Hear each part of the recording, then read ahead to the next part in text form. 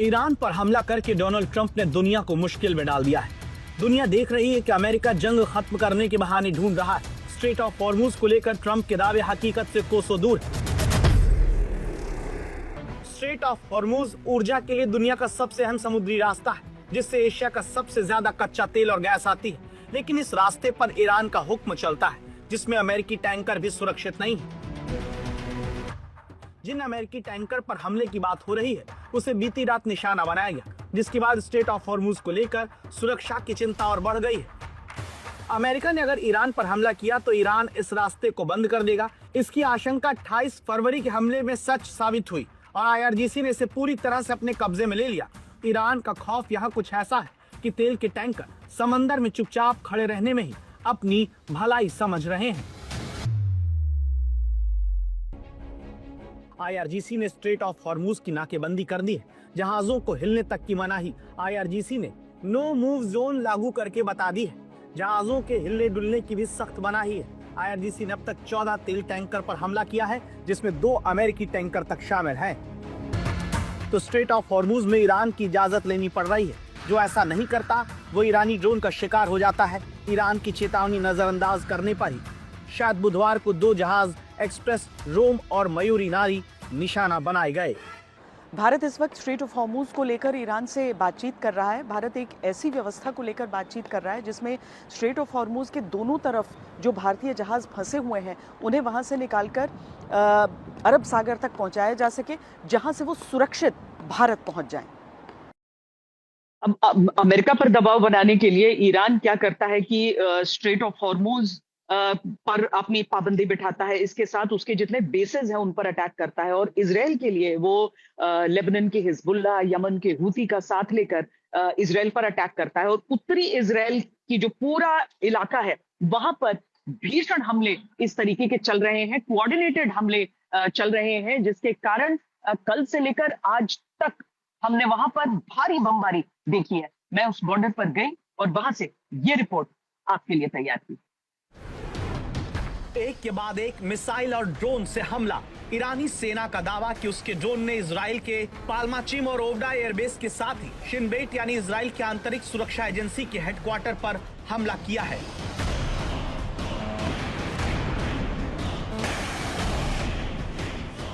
Tehran दावा करता है कि हमले में उसने इजराइल में रनवे, हैंगर और सुविधाओं के एक कंट्रोल टावर को ध्वस्त कर दिया। 13 दिन से युद्ध भूमि बने इजराइल के ऐसे ही खतरों के बीच में आज तक संवाददाता Shweta Singh Israel Lebanon border तक पहुंचती हैं। वो बॉर्डर जो एक नहीं बल्कि 3 तरफ से युद्ध की चुनौतियों में घिरा हुआ है।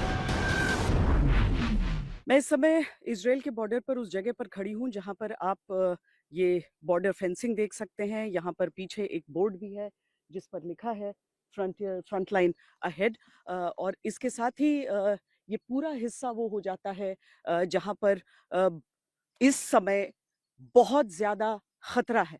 इस समय खतरा हर तरफ से है क्योंकि इजराइल की उत्तरी सीमाओं पर चाहे जॉर्डन के साथ उसका एक समझौता हो, लेकिन उसके साथ ही आप समझिए कि सीरिया की तरफ से गोलन हाइट्स पर अपने सैनिकों को भेजने की बात हुई है, जिसके बाद IDF ने अपनी सतर्कता यहाँ पर बढ़ाई है। और जहाँ तक लेबनान का सवाल है वो तो आप जानते ही हैं कि किस तरीके से हिजबुल्लाह के पॉकेट्स पर IDF की तरफ से लगातार आक्रमण हो रहे हैं।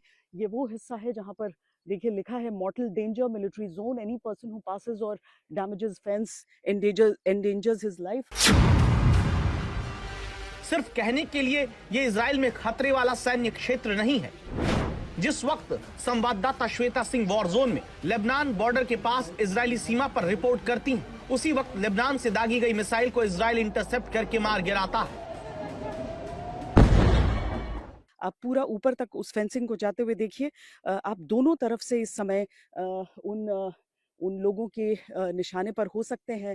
अभी मैं आपको एक और चीज दिखाती हूँ कि किस तरीके से अभी एक इंटरसेप्शन आप आसमान। ये वो इलाका है जहां लेबनान में ईरान के प्रॉक्सी हिजबुल्लाह के ठिकानों पर इजराइल ताबड़तोड़ हमला करता है। तो फिर लेबनान की तरफ से भी दिन हो या रात लगातार हिजबुल्लाह के लोग इजराइल पर पलटवार करते हैं। जिस बॉर्डर पर आसमान में सबसे ज्यादा हमला लेबनान करके इजराइल को फंसाए रखना चाहता है ताकि वो ईरान के हमलों में फंस जाए। उसी खतरों के बॉर्डर से इकलौती पत्रकार श्वेता सिंह यहाँ से रिपोर्ट कर रही हैं, जहाँ दिखने को सब कुछ शांत नजर भले आ रहा हो, लेकिन हकीकत में है नहीं।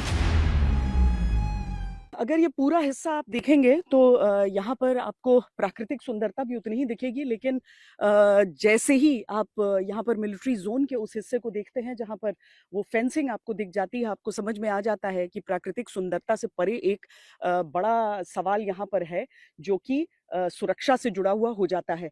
अब जो युद्ध चल रहा है उसमें ईरान, इजराइल और अमेरिका के बीच का वो युद्ध जरूर है, लेकिन इजराइल और लेबनान के बीच इस समय हिजबुल्लाह के जो पूरा क्षेत्र है वहां पर ये युद्ध बहुत इंटेंसिफाई कर चुका है। आने वाले दिनों में इजराइल उस क्षेत्र में पूरा अपना आक्रमण और बढ़ाने वाला है। हिजबुल्लाह की तरफ से भी वक्त वक्त पर इस तरफ रॉकेट्स फायर किए जा रहे हैं।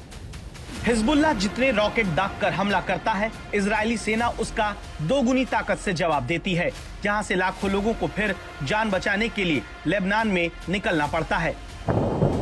ये वीडियो बेरूत में हमले का है। देखिए किस तरह लेबनान में टारगेट करके इजराइल धमाका करता है। यहाँ लेबनान के अलग अलग हिस्से से इस वक्त आज तक संवाददाता अशरफ वानी रिपोर्ट कर रहे हैं। यहाँ पर आप देख सकते हैं कि कितनी तबाही मची हुई है। यहाँ से 2 घरों को निशाना बनाया गया है। यहाँ पर न सिर्फ इन घरों को नुकसान पहुँचा है, बल्कि साथ ही साथ आसपास जो पेड़ हैं, चाहे यहाँ की बिजली लाइन यहाँ से चलती है, आप देख सकते हैं मेरे पीछे, वो उसकी मरम्मत में लगे हुए हैं। और उसके साथ साथ जो यहाँ पर संतरे के बगीचे हैं उनमें भी पूरी तबाही इस बमबारी की दिख रही है, जो IDF की तरफ से लगातार पिछले 10 दिन से दक्षिणी लेबनान में जारी है। लेबनान का जो हाल है, वहां से खतरे को बॉर्डर पर इजराइल समझ रहा है, इसीलिए यहां सीमा पर खतरनाक माइंस लगाई गई हैं। यहां आज तक केवल रिपोर्ट करने पहुंचा है। उत्तरी इजराइल में आप सीमा का ये जो हिस्सा देख रहे हैं हेविली फोर्टिफाई किया हुआ है। इसमें कॉन्सेंट्रीना वायर्स जो हैं पूरे ऊपरी हिस्से तक आप देख सकते हैं। यहाँ लैंड माइंस होने का खतरा है, माइंस होने का खतरा है, और इस वजह से इसको पूरा घेर कर भी रखा गया है। ये पूरा इसके ठीक आगे का वो हिस्सा है जो कैमरे के हिसाब से मैं आपको इसलिए नहीं दिखा सकती हूँ क्योंकि IDF की भारी मौजूदगी वहां पर है और वो नहीं चाहते हैं कि उनकी संख्या, उनकी मौजूदगी, उनका लोकेशन इस समय उनके दुश्मनों तक पहुंचे। लेकिन यहाँ से हम आपको ये रिपोर्ट जरूर दे सकते हैं कि ये युद्ध भूमि का, रणभूमि का वो हिस्सा है जो इस समय पूरी तरीके से ज्वलंत है, जल रहा है। ये युद्ध यहाँ पर जारी है। नमस्कार, हल्ला बोल में आपका स्वागत है। आपके साथ मैं हूं अंजना ओम कश्यप। युद्ध का हर बीतता क्षण हालात की गंभीरता बढ़ाता जा रहा है। पहले ईरान और इजराइल की जमीनें लहूलुहान हुई, फिर खाड़ी देशों में अमेरिकी सैन्य बेस, अन्य रणनीतिक ठिकाने।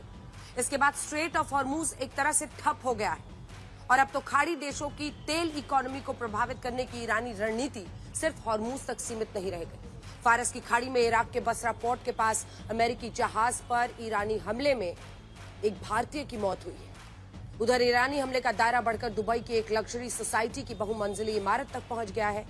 खाड़ी देशों पर ईरान के इस अंधाधुंध प्रहार के खिलाफ UN में 135 देशों ने प्रस्ताव पेश किया है, जिसका समर्थन भारत ने भी किया है।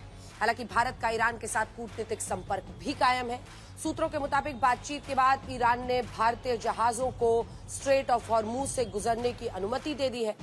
भारतीय विदेश मंत्रालय ने अपने बयान में एस जयशंकर और अब्बास अरागची के बीच 3 बार की बातचीत में भारत की ऊर्जा जरूरतें और शिपिंग पर चर्चा की पुष्टि की है। लेकिन सवाल यही है कि खाड़ी के तेल पर ईरान के बदले से अभी कितनी बर्बादी आनी बाकी है। आखिर युद्ध से कब तक जलेगा समंदर? यही है आज का हल्ला बोल। पहले ये रिपोर्ट। युद्ध के बारूद से मानो समंदर जल उठा है। स्ट्रेट ऑफ हॉर्मुज तो पहले से रणनीतिक हथियार है, लेकिन ये तस्वीरें इराक के नियंत्रण वाले बसरा के अल्फो पोर्ट के पास की हैं। जो तेल टैंकर आग का गोला बने दिख रहे हैं, उनके नाम हैं सेफ सी, विष्णु और ज़ेफिरोस। देर रात मार्शल आइलैंड के झंडे वाले अमेरिकी टैंकर सेफ सी, विष्णु और माल्टा के झंडे वाले ग्रीक टैंकर ज़ेफिरोस पर हमला हुआ। दोनों ने इराक में तेल भरा था। इराक में भारतीय दूतावास ने बयान में कहा है कि सेफ सी विष्णु पर हमले में एक भारतीय की मौत हुई है। अन्य 15 भारतीय क्रू को सुरक्षित स्थान पर पहुंचा दिया गया है। युद्ध किस तरह दुनिया की पेट्रोलियम इकोनॉमी को बर्बाद करने में जुटा है, उसकी गवाही बहरीन की ये तस्वीरें भी दे रही हैं। बहरीन की राजधानी मनामा के पूर्वोत्तर में मुहर्रक गवर्नरेट में ईरानी हमले हुए। ईरान के ड्रोन हमलों का शिकार ओमान के सलालाह पोर्ट के तेल टैंकर भी हुए हैं। इस हमले पर ओमान के सुल्तान ने ईरान के राष्ट्रपति मसूद पेजेश्कियान से बात कर नाराजगी जताई। इस बीच ईरान के प्रेस टीवी ने फारस की खाड़ी और स्ट्रेट ऑफ हॉर्मुज से एक फील्ड रिपोर्ट दिखाई है। रिपोर्ट बता रही है कि IRGC के हमलों की आशंका के मद्देनजर जहाज आवाजाही से बच रहे हैं। हालांकि खाड़ी के देशों में समुद्र की गतिविधियों पर युद्ध की आग के बीच भारत के लिए कूटनीतिक राहत की रिपोर्ट है। सूत्रों के मुताबिक विदेश मंत्री S जयशंकर की ईरानी विदेश मंत्री अब्बास अराघची से बातचीत के बाद ईरान ने कुछ भारतीय तेल टैंकरों को स्ट्रेट ऑफ हॉर्मुज से गुजरने की इजाजत दे दी है। युद्ध शुरू होने के बाद आज भारतीय समुद्र में पहला तेल का जहाज आने की तस्वीरें आई हैं।